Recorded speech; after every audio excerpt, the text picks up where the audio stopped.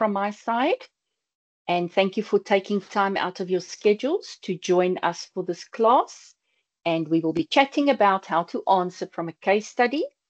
I want to also welcome to our session Dr. van Niekerk. She will be like my backup. So when I'm presenting and I'm in presentation mode, I cannot see if there are problems. So Dr. van Niekerk will then just alert me if there's an issue, a challenge, audio, or if something goes wrong with the PowerPoint presentation, she will just alert me.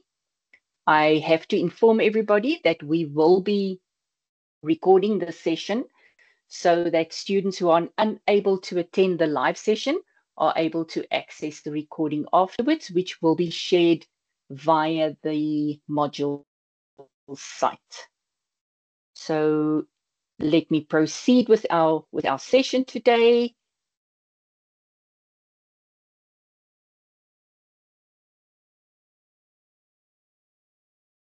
So let's take a look at the image, and in one of the classes I present, I speak about the level of the module at which you are registered. So this is a third year level.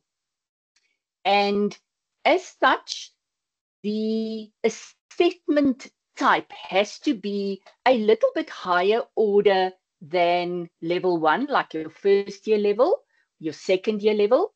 And because this is an exit level module, in other words, if you finish your third year modules, you exit and you achieve a qualification if you have passed everything. And therefore, the Department of Higher Education have set specific parameters. And these parameters explain to tuition staff, to lecturers, how we should be setting assessments.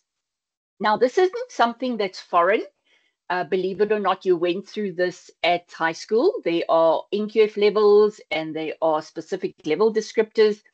And at high school, you were asked to name and define and identify. So very basic. First year level to a certain extent, yes. Second year level, a little bit more complex.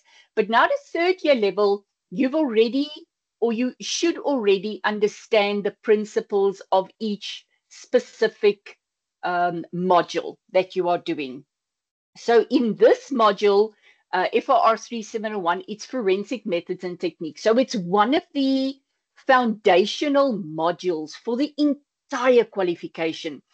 So the principles in terms of investigative practice is grounded and reinforced first year, second year, third year. And you will meet them should you go on to honors, and you will meet them should you go on to a master's degree.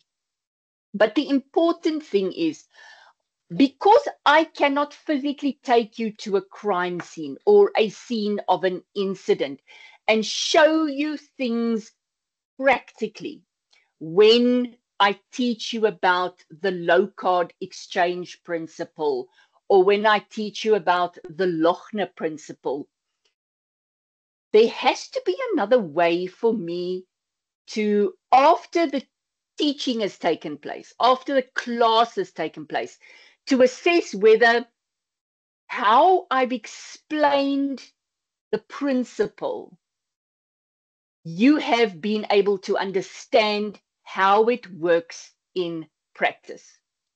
Okay, so to make a long story short, today I'm going to focus on how to answer assignment questions, which is assignment 2, and your exam, using a case study. So a case study is like a story. At school, we had a comprehension test. This is not a comprehension test. I used to hate comprehension tests because apparently I didn't comprehend very well. So I always did very poorly in the comprehension tests. But a case study is a scenario or a story that we give you in which are embedded certain things in terms of a crime or an incident, which you as the student must now investigate, in inverted commas, but you must use the tools from your study guide. So the principles and the tools and the techniques in the study guide. And what's important as well at this level is the issue of referencing. First year and second year, it's not all that vital, but at a third year level, you should have the basics in terms of how to reference. Now, referencing is important in an academic environment because you and I are not the origin of the information we are presenting or writing. That information I read somewhere. I found it somewhere. And therefore, when I discuss information, when I write something, I have to give credit where credit is due. And that is what referencing is about, number one. Number two also is to double check when I reference, is that anybody should be able to take my document or my paper and look at my reference list and go and pick out, okay, this source that I'm referencing, and go and find it and look. Let's say I said this information is on page 17. To go and look at page 17 and see, but how did the author talk about what I am now referencing? So I want to use the image in front of us basically as a case study. Let's imagine that the image that you see there with the table and the chairs and the carpet, that is the case study. Now, I'm going to ask a question about this picture. So the question reads as follows. Use the information from the case study, that picture, and list the number of chairs and explain their color. Now, I'm sure you will be able to do that. But how does it look like when I have to now go and write down my answer? So the answer would look something like this. Question one, use the information from the case study to list the number of chairs and explain their color. Now, your answer should / could look something like this, because remember, you are applying a principle out of your study guide to a case study. So let's imagine these citations are from the study guide. Then I would write according to, and then I would have a reference. Now, this is called, what you are seeing here, the Chowkey and Gumede, Mashke and Scalabrini and Kelly. That is called an in-text reference. So in other words, it is a reference contained in the text. Then I have the year 2023 and I have the page number. So according to Chowkey and Gumede, counting runs from 1 to infinity. Using this approach and applying it to the case study, there are 3 chairs in total. So now I've answered the first part of the question because I had to list the number of chairs. But I had to say where numbering comes from, and that you would find in your study guide. For example, if this question was about the low card exchange principle, you would reference your study guide or other relevant academic document in which the authors talk about the low card principle. And then using this approach, applying it to the case study, you would say there are 3 chairs in total. Now, the second part talks about the color. Then I would continue and say colors are reflected in the case study, and using color definitions as explained by Mashke and Scalabrini with the date and the page number. The chairs are white. They have answered the question. White in physics, the light seen by the human eye when all wavelengths of the visible spectrum combine. White lacks hue, so it is considered an achromatic color. And I've taken that from another source, giving a little bit of extra information. Now, the amount of information I expect here would depend on the number of marks. If this was, for example, 5 marks. I would expect you to write at minimum, okay, what is enough? It's not so much about the what, the how much, but the what are you writing? So I could write a half a page of nonsense and it means nothing because there's no facts and it doesn't answer the question, but I can answer in 5 to 7 lines and give you the answer that you need. So please bear that in mind, that it's not so much about the volume of your writing as it is about what are you writing, what goes in to that content. So now I've shown you the in-text reference. I want us to look at some issues around the referencing and the use of a reference list. Now, you have all been given the SCH-JALL 3014 2024 tutorial letter. It's not yet the 2025 tutorial letter, but it's the 2024 tutorial letter in which the style guide, what we call the style guide, in other words, the way in which we reference is explained to you.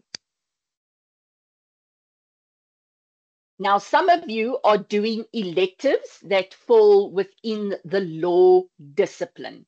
In the law discipline, you use endnotes and footnotes. We do not use that in criminal justice. In criminal justice, we make use of in-text references, as you see here, and we have a reference list. So I've provided you some examples here of when the reference makes part of the sentence. You would, for example, say, according to Chowke and Gumede, and then there would be a space. There would be you would open the bracket, have the date, a colon, the two dots there, with the page number, and you would close the bracket. I want you to specifically note that the author's surnames are separated when they are outside the brackets by the word and. But if you look at the next example, question 2.1, the authors at the bottom there, Mashke and Scalabrini, they are inside the brackets, and there they are separated by a little squiggle called an ampersand. It's called an ampersand. So outside the brackets, two authors' names will be separated by the word and inside the brackets will be separated by an ampersand. Then I want you to notice that inside the brackets, the date, there are no spaces. In other words, you have the bracket, you have the date, you have the colon, you have the page number, and you have a closed bracket. There are no spaces. Similarly with Mashke and Scalabrini here at the bottom, let me just see if I can get a laser pointer. Similar here, Mashke and Scalabrini, there is a comma here, and here you can see here's a space. So inside the bracket, there is a space between the author and the punctuation and the date. So that the punctuation and the date is separated by a space. Then you have the date, colon, page number, close bracket, full stop. You will see here too, no spaces at all.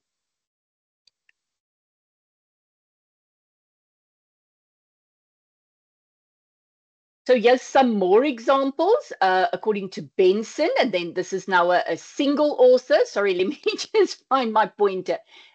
This is a single author according to Benson.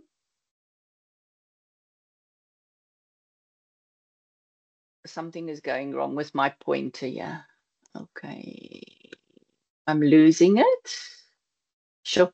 Okay, according to Benson, then there's a space, then you open the bracket, 2020, and then colon, then we have a page number. I'm just going to take this pointer away because it's messing me around now.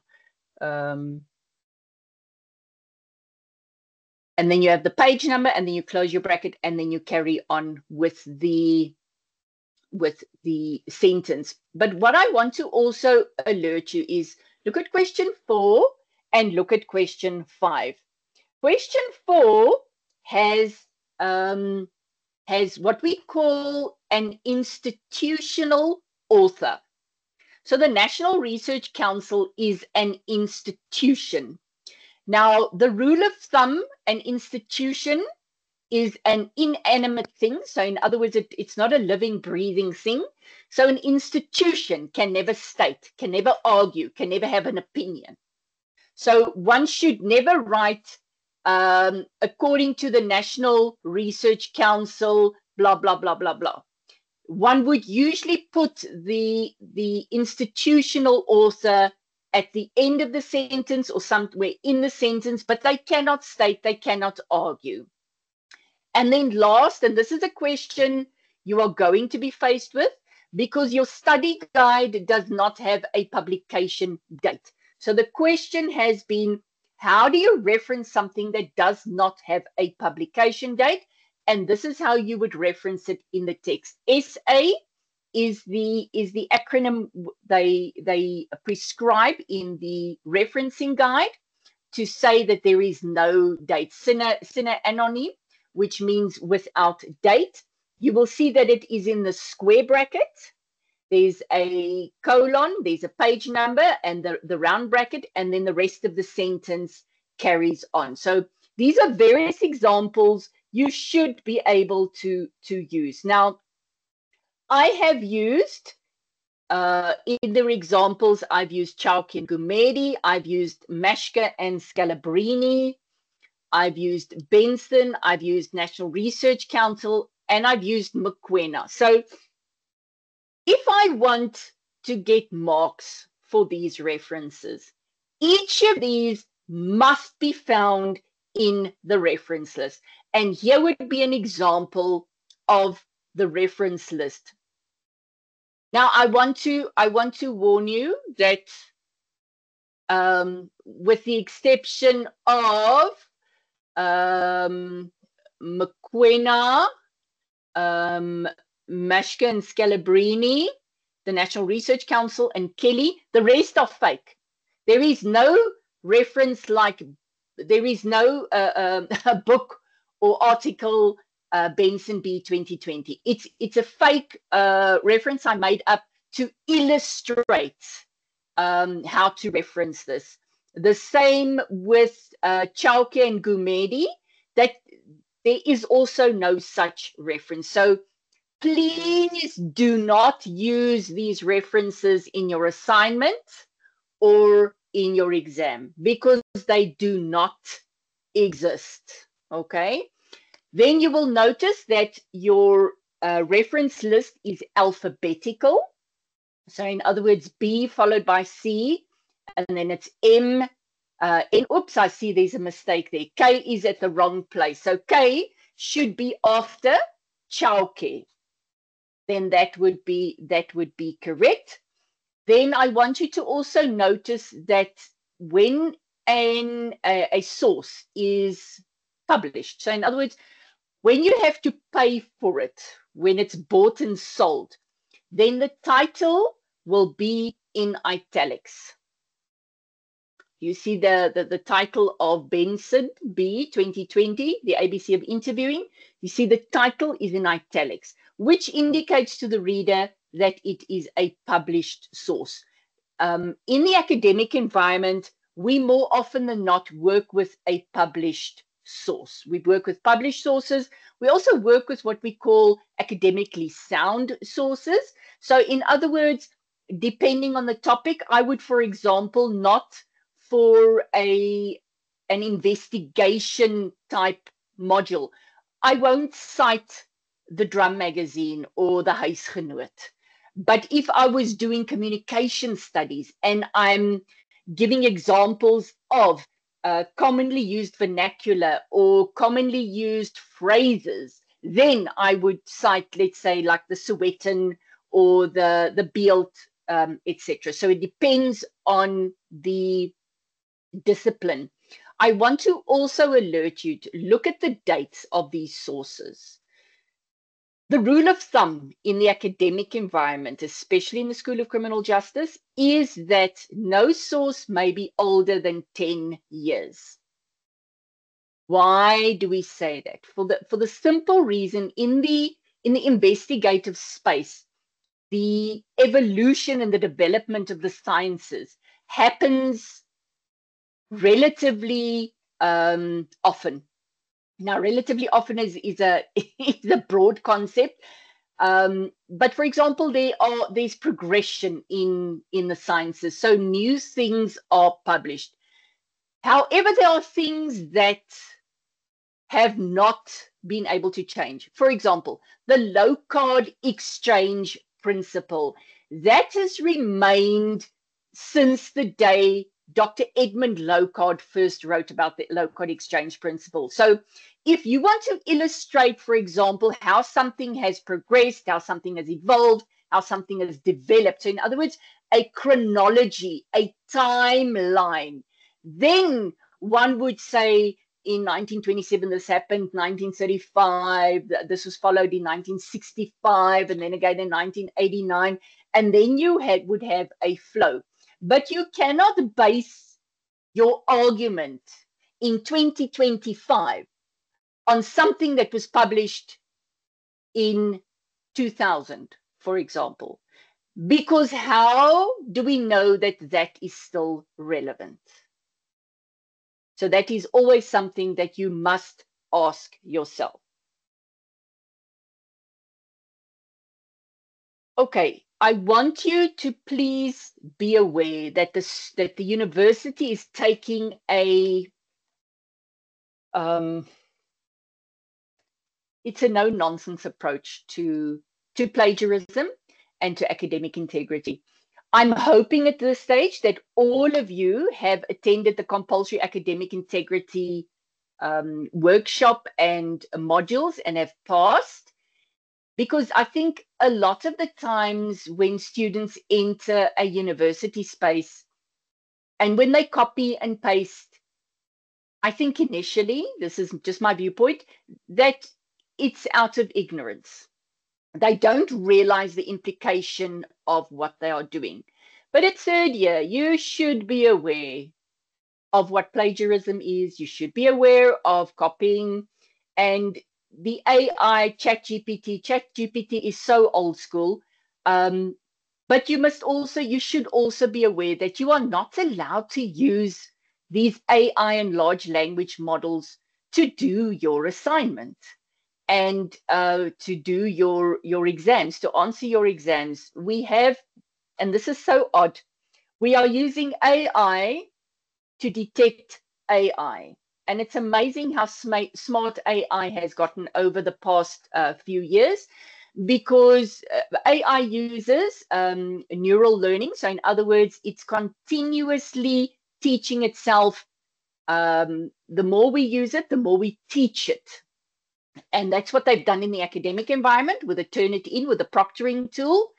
AI checks for similarities. No, not just similarities, but when two students submit work that is the same, number one, because they both copied out of the study guide. Number two, work that is the same. It's not in the study guide. It's not in any of the tutorial letters. So they both use the same assignment mold. Or number three, students' work is the same because they both used either chat or Copilot or whatever the other tools are. Our system picks that up. You are flagged, and we do institute disciplinary, I don't know what this is now, disciplinary steps against you. So please take note of that and empower yourself by not using these shortcuts, because at the end of the day, it's chat that then gets the mark if you are not caught. And when you are caught, you suffer the consequences. We are in an investigative space. And one of the fundamental characteristics of an investigator is being able to work ethically and honestly. So it's one of the characteristics that you should have. So student discipline and academic integrity should be fundamentally part of who you are because you are studying in this discipline. Oh dear. Okay, so just some important information to recap. The upcoming exam in May or June will be open book, and it's going to be proctored. You know, that little owl that everybody doesn't sew the Invigilator app, we're going to be using that. Now, this means that you're going to be monitored throughout the session. The second thing is that the same case study you have now found in assignment 2 is what you will find in the exam. So it's going to be exactly the same case study, but there will be different questions for obvious reasons. You will be expected to use in-text referencing, and you will be expected to have a reference list. Then, last but not least, we are 4 months into the semester, and I'm amazed that there are students who still do not know my email address and my telephone number. So please jot this down, put it up somewhere where you can access it, because when you need it, I don't want to have to answer on Telegram, what is the lecturer's email address? Or if you send me a personal WhatsApp or a personal Telegram, I'm going to ignore you because I do not entertain one-on-one communication like that. And also don't send me an email from a Gmail account. I may not open it. More often than not, they land up in my spam folder. We have reached the end of our session. So I'm going to stop sharing. And then I'm going to amend the settings so that you will have microphones. And then I'm going to invite questions from the floor. I'm going to ask that you would raise your hand, and then I will acknowledge you, and then you can ask your question. You are also more than welcome to, in the chat box, write down your question there.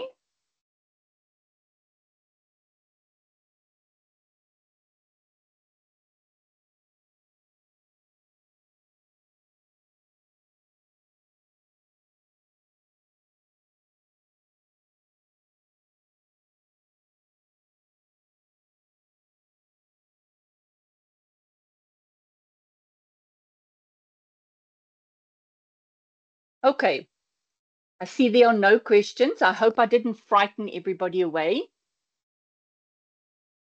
And I hope it's basically just because you understand so well. I have also shared on the Telegram group a document in which referencing and in-text referencing is also explained. So I will share that with the PowerPoint presentation when I do that online. You are more than welcome to use that as well.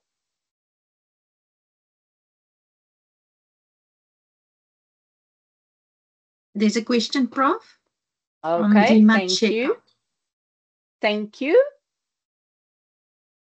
Good morning, Prof, and thanks for the opportunity again.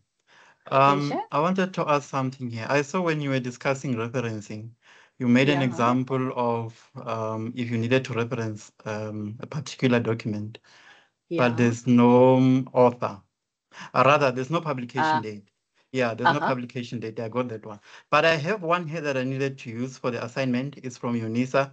The unfortunate part is that there's no author and there's no publication date. So both the author and the publication date are not there. So how would one go about it?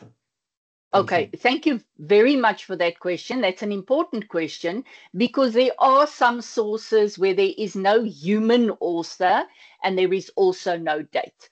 So if there is no human author, the institution that issued the policy or the statement or the whatever is cited as the author in inverted commas. So if it's like a UNISA policy, then UNISA is the corporate author or the institutional author.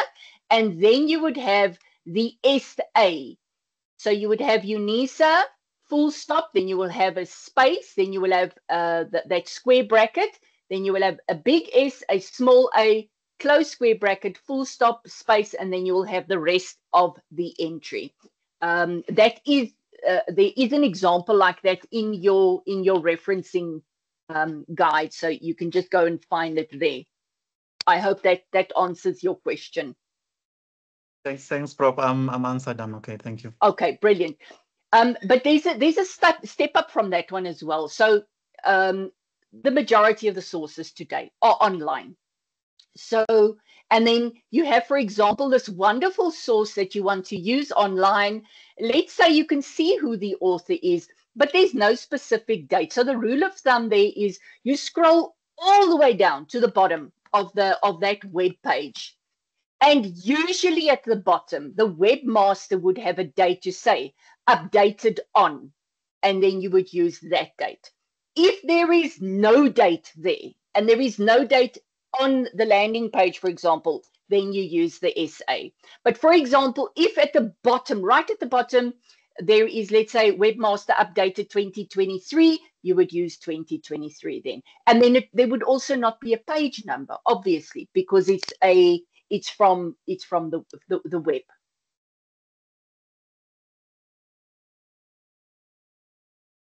Okay, any other questions?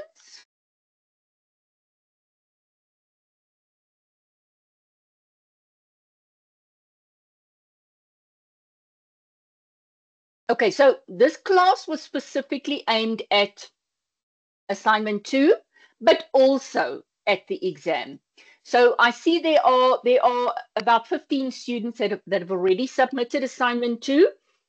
If after this class you realize, but I've made a couple of errors, I need to go and change, then you write me an email. You tell me student number this, FOR 3701, assignment 2. I want to revise my assignment. You can still, but I have to physically go and set something on the system so that you can go and replace your assignment. Okay, is there an updated date and an original date of the text? Do we write the original date or updated when referencing? Okay, so in some books you will have, let's say it's a 5th edition, then you will have dates, let's say 2021, 2022, 2023. You always use the most recent date. The most recent date. Confidence, I hope that answers your question.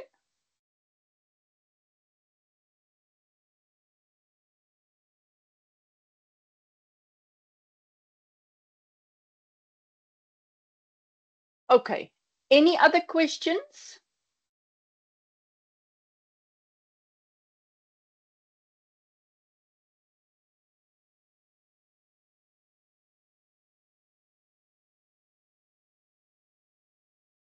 I see no other hands. I see no other questions in the chat box. I see Confidence is writing again. So let's give them an opportunity to finish typing. Okay, thank you, answered. All right, okay, brilliant. Okay, folks, thank you very much for attending today's session. I shall share the recording on the module site as well as the additional guidelines for the referencing.